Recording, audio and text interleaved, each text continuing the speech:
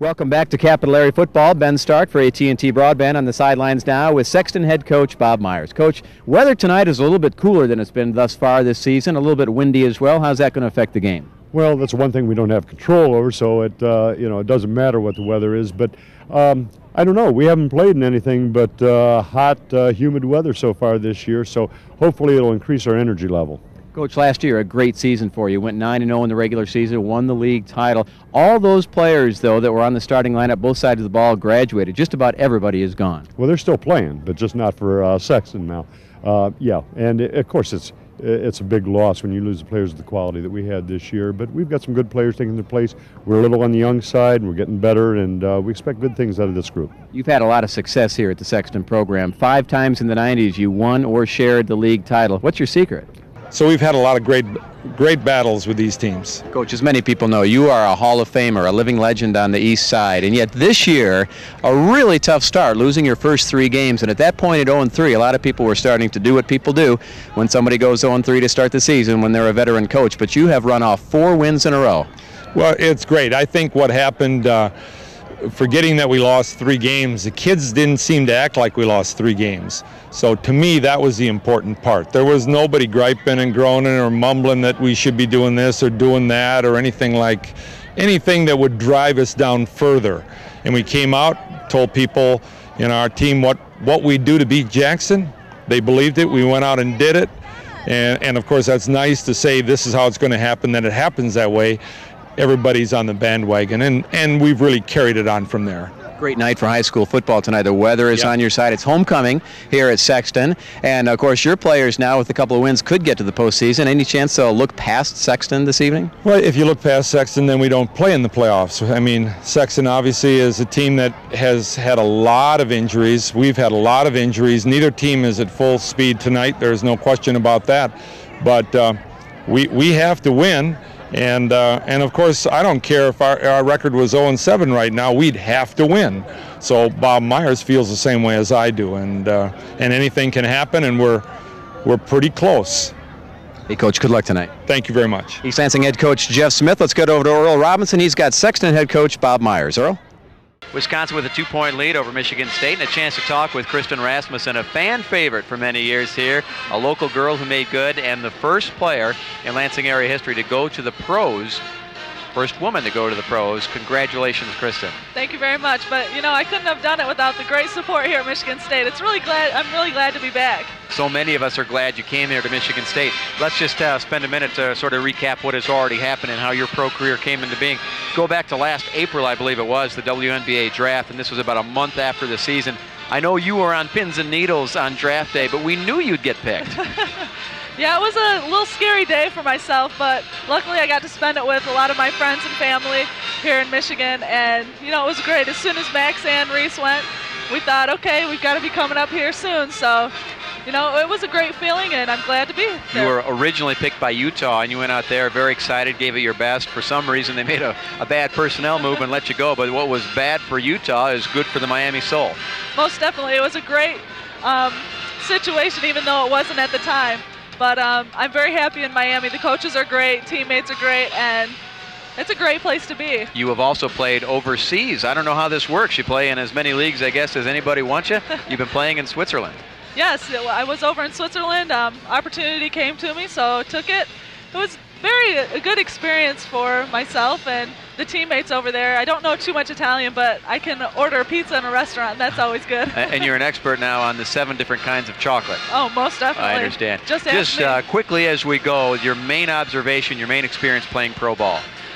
Well, as much as you practice and everything that you do, there's always going to be somebody that is a hair better than you. So you've always got to keep that game up about the peak level that you can. And, I'm just great that Michigan State got me to the level to where I was, and to have all these fans, great attention, most definitely that Michigan State brings. Okay, well, let's wrap up our halftime show. When we come back, we've got highlights of Julie Pagel and Becky Cummings. It's a 2-point Spartan deficit. Stay with us. The second half yet to come.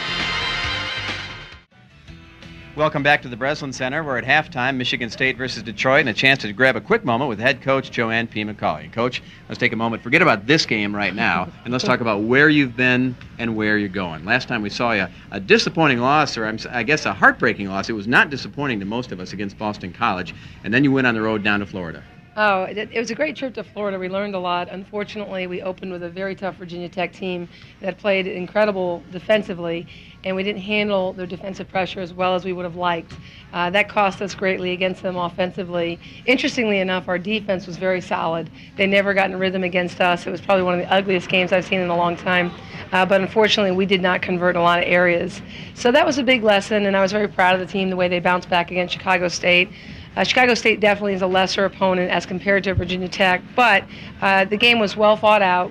Everyone played hard, and I think it was neat to see people like Candace Jackson go to town and Erin Skelly come off the bench and be very dominant. That's the most dominant I've seen Erin, and we're excited about those things and looking forward to building on them now. That's right, 26 points for Candace Jackson, 18 Yes. points, 10 rebounds for Erin Skelly. But more importantly, perhaps for your team, the first time you went on the road together, and it becomes a different experience for a team when you're on the road. It really is a different experience, and I think that we did show some youth and immaturity in our game against Virginia Tech. They really were a very solid, well-groomed opponent to open with on the road, so they did take advantage of some of those things. But I do think overall it was a great trip. It was kind of fun to be in Tallahassee with all the ballot counting and all the controversy. I know my husband John took some visits down to the Capitol area, watched some of the protests and that kind of thing. So it's a very interesting trip overall, and we're hoping to just build off of that and really come out strong tonight against Detroit. I can tell you that personally, after that Boston College game last time we were here, the way it ended, I wanted a recount. That would have been You know what I nice. mean. That would have been nice, absolutely. Well, after tonight, we're going to see you on Tuesday night again here at the Breslin Center, but then 4 of your next 5 games are on the road, and I think you'll get to know each other real well through that experience. Yes, it will be a great experience playing a lot of good teams, a lot of different types of teams, whether it be Dayton or Alabama, Samford. It's quite a variety. And again, I think it'll be another opportunity for our team to take a step up. We've got some neat things going on within our team. People really understanding their roles just a bit more. People showing some flexibility in their roles as well. We've moved Kelly to the post for a little while to give us some better shooting and offensive opportunity there, and perhaps to give her a better chance to contribute. Maria Recker is really coming on strong in her position. Donita is really kind of, I say, coming back, so to speak. She kind of took a little dip there, but she's really motivated, and it's going to be exciting, I think, to see when it all comes together. A lot of new things like Erin Skelly hitting a three-pointer. Yeah, a couple threes. Yeah, How about that? Well, we want all of our kids to shoot threes. It's such a fun part of the game. It's great for them. It's great for the fans, and it's great for the team. And I think it's just a matter of giving them the green light. And they definitely have the green light. My only prerequisite is that they're on balance, that they're balanced when they shoot it, and that they do not rush the shot. Other than that, Why not shoot it? good to go. Yes. Yeah. Well, one final sad note, in a way, Nikki Davis, it's been announced, is not going to be able to make her heroic comeback complete from the knee injury, and so she will not be playing basketball anymore. Yeah, that's Nikki's really handling it well. She's handling it in stride, and I really can't imagine what that must feel like. I was fortunate to have a pretty healthy 4 years when I played, and it's obviously in the best interest for her future. And certainly it would just be too painful and not smart for her to play on right now. So she's going to try to be around as a student coach, help us out best that she can. And I'm sure it'll be a transition for her. I'm sure it's not going to be easy. But we'll try to lend her support. And there's obviously a reason. And hopefully she can move forward in a positive way. Well, Coach, we thank you very much for standing by with us, and good luck to you on that road trip. Thank you very much. Appreciate it. Stand by. We've got the second half of action coming up next on AT&T Broadband. Thank you, Sue. We are joined now once again at halftime by MSU Associate Athletic Director Shelly Applebaum. Shelly, glad we could get you down from that box to talk to us here tonight. It's my pleasure. Always enjoy talking to you, Ben. So many things we can talk about. As I said last time we spoke, Shelly is everywhere. She goes to all the sporting events, and just this past weekend you were out in California. I was. I traveled with the volleyball program with Coach Irby and his program, and we went out to UCLA for the NCAA competition, the first and second round. We won the first match against University of Wisconsin-Milwaukee, and then advanced to the second round against UCLA. We took them to 5 games. That was the longest match of the season, 2 hours and 50 minutes, and we did drop the match to UCLA. But again, the young ladies on that team played extremely well, and we just flew back from California yesterday. It was a pretty good finish to a difficult season with the injuries that happened. Not probably as bad as 2 years ago when Christy Landry, the setter, blew out her knee and was gone for almost the entire season, just about the entire Big Ten season, but still.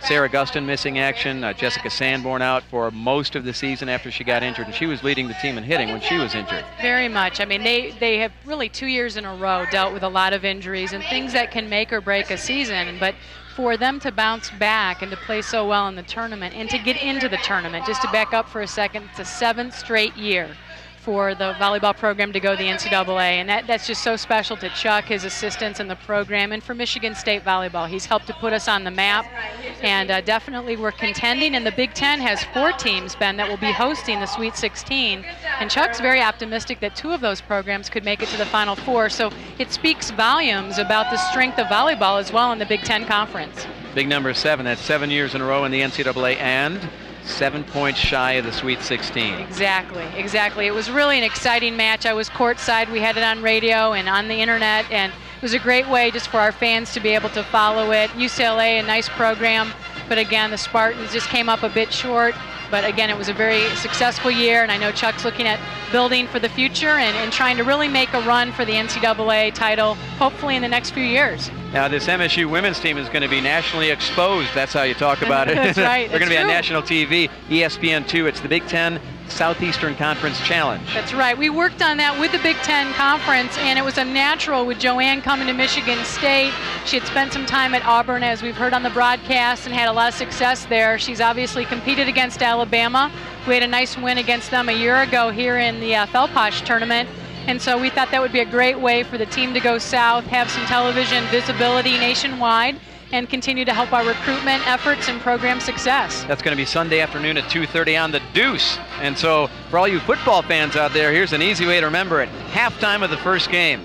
It's going to be MSU on ESPN2. That's right. A little break, and they can take a look at the Spartans. But we're really hopeful that they'll have a nice run down there in Alabama and hopefully bring back a win. They didn't exactly get an easy draw in this matchup. The Crimson Tide are 6-0. No, exactly, and Rick Moody has done a wonderful job down there. One of his assistants was a former head coach at Western Michigan, so they recruit Michigan in this region.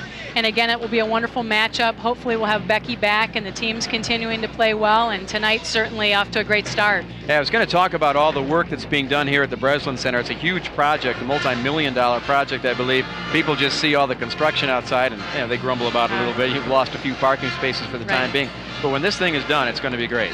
I personally believe Breslin is one of the finest basketball facilities in the country, and this addition with the Berkowitz donation and many other Spartan donors, $6 million project. Greg Ianni is heading that up for athletics under Dr. Underwood's leadership. We're really excited for Coach Izzo and his program, for Coach McCauley and her program. It's going to be another auxiliary gym, completely new office suites for both men's and women's basketball. Everything's going to be state-of-the-art from a technology standpoint, and it's going to be, in my opinion, putting us that next step to being at the very top facility-wise in basketball in the country. Not too shabby.